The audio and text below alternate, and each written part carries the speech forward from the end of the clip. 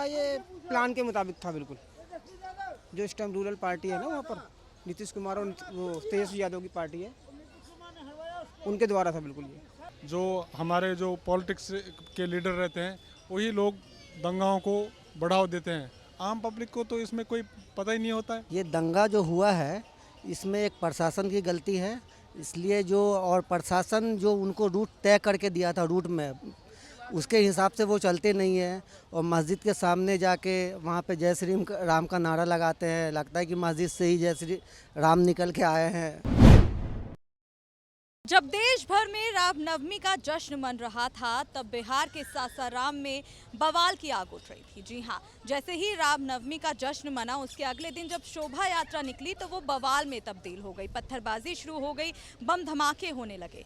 और ऐसी घटना बिहार में नीतीश सरकार फिर भी चुप है। क्या नीतीश सरकार कर रही है, इन सब चीज़ों को लेकर हम आ गए हैं जनता के बीच, जहां पर देखेंगे कि क्या किस तरीके से वो इस घटना को देखते हैं, साथ ही सरकार की व्यवस्थाओं को लेकर उनका क्या कहना है, आइए जानते हैं। सबसे पहला सवाल मेरा आपसे यही है कि बिहार में रामनवमी पर जो इतनी बड़ी हिंसा हुई है, इतना बड़ा बवाल हुआ है, आप उसको किस तरीके से देखते हैं?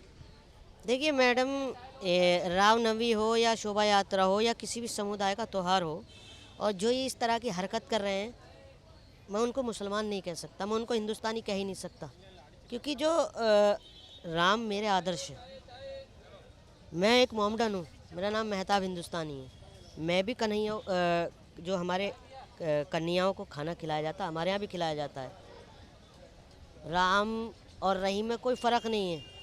और देखिए, जो राम का नहीं वो किसी काम का नहीं। तो मैं बिहार हो, बंगाल हो, चाहे गुजरात हो, कहीं भी हो, किसी भी राज्य के मुख्यमंत्री हो, उनको लॉ एंड ऑर्डर सख्त करना चाहिए। और इस बारे में हमारी जो केंद्र सरकार है, मोदी जी जो हैं, मैं उनसे आग्रह करूंगा और केंद्र गृह मंत्री अमित शाह जी से भी कहना चाहता हूं कि वो चाहे किसी भी समुदाय से हैं, कोई भी हो, कोई भी चेहरा हो, उनको सख्त से सख्त कार्रवाई होनी चाहिए, ताकि कल को शोभा यात्रा हो या रामनवमी हो, उनके हाथ ना उठ पाएँ। जैसे कि आज यूपी में देख रहे हो आप। मैं बीजेपी के खिलाफ हूँ, मगर जैसा वो काम कर रहे हैं ना, वो बहुत अच्छा काम कर रहे हैं। आज बाबा के राज में कोई भी माफिया आवाज़ उठाने को तैयार नहीं है। आज आम आदमी खुल के चल सकता है। तो ममता जी हों या गुजरात के मुख्यमंत्री हों, और ये जो नीच घटनाएं हो रही हैं ना, इस पर इनको पाबंदी लगानी चाहिए, लॉ एंड ऑर्डर सख्त करना चाहिए। सरकारें आती हैं जाती हैं, मगर कानून ऐसा बनना चाहिए मैम कि किसी के त्यौहार पे किसी को कोई परेशानी नहीं होनी चाहिए। बस देखिए, सासाराम में ऐसा पहली बार नहीं है कि इतनी बड़ी घटना घटी हो, इतना बड़ा दंगा वहाँ पर हुआ हो। पहले भी कई तरीके के वहाँ पर दंगे होते रहे हैं, लेकिन ऐसा क्या है कि बिहार के सासाराम में और बिहार में इस तरीके की आए दिन हमें घटनाएं सुनने को मिलती रहती हैं? क्या वहाँ का प्रशासन थोड़ा ढीला है वहाँ की व्यवस्थाओं को लेकर? आप प्रशासन को कह लीजिए या वहाँ के सरकार को कह लीजिए, ये राज्य की सरकार है तो सख्ती करनी चाहिए ना, प्रशासन पर सख्ती करनी चाहिए। भगवान के बाद, अल्लाह के बाद जो होता है एक प्रशासन ही होता है जो जनता की रखवाली कर। अगर वही लापरवाही करने लगे तो फिर तो जनता सुरक्षित नहीं रहेगी। तो इसमें केंद्र को सोचना चाहिए और उन पर दबाव डालना चाहिए कि प्रशासन को सख्त करना चाहिए, ताकि कल को ऐसी घटनाएं ना हो।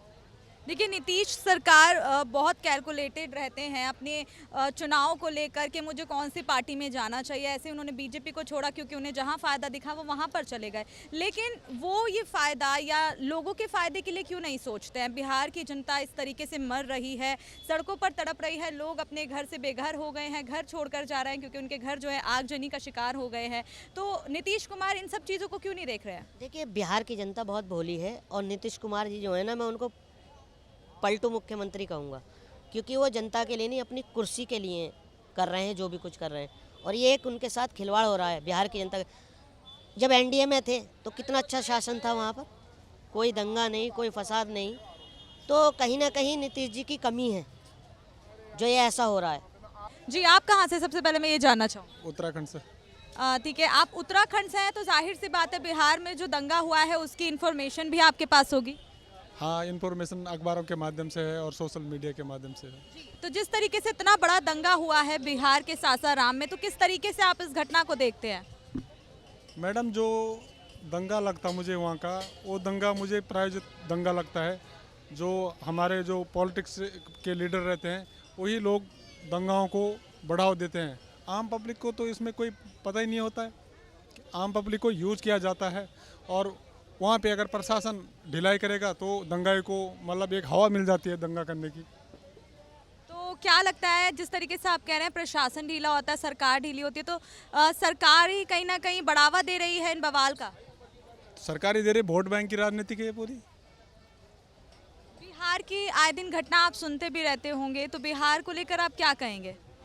बिहार को लेके मैं जो वहाँ के सीएम है नीतीश कुमार जी, उनसे मतलब यही विनती है हमारी कि वो लॉ एंड ऑर्डर पे सख्ती रखें और प्रशासन को एक मजबूत बुनियाद दे कि आम लोगों को परेशानी न हो। ये दंगा जो हुआ है इसमें एक प्रशासन की गलती है, इसलिए और प्रशासन जो उनको रूट तय करके दिया था, रूट में उसके हिसाब से वो चलते नहीं हैं और मस्जिद के सामने जाके वहाँ पे जय श्री राम का नारा लगाते हैं। लगता है कि मस्जिद से ही जय श्री राम निकल के आए हैं, इस टाइप से। तो इसी चक्कर में लोग वहम पल जाता है, उसके बाद गुस्से में आके दंगा हो जाता है। आप इस दंगे का जिम्मेदार किसको मानते हैं? प्रशासन को। प्रशासन को आप सीधा सीधा टारगेट कर रहे हैं, लेकिन जिस तरीके से प्रशासन को इसलिए टारगेट कर रहे हैं कि जो वो रूट मैप तय किए थे उस पर ही वो जाना था, जो शोभा यात्रा निकलना था वो मैप के जरिए ही निकलना था। जो अगर वो मैप भी प्रशासन के खिलाफ लोग जाके अगेंस्ट जाके वहाँ पे फिर दूसरा रूट तय करेंगे तो जाहिर सी बात है दंगा होगा ही।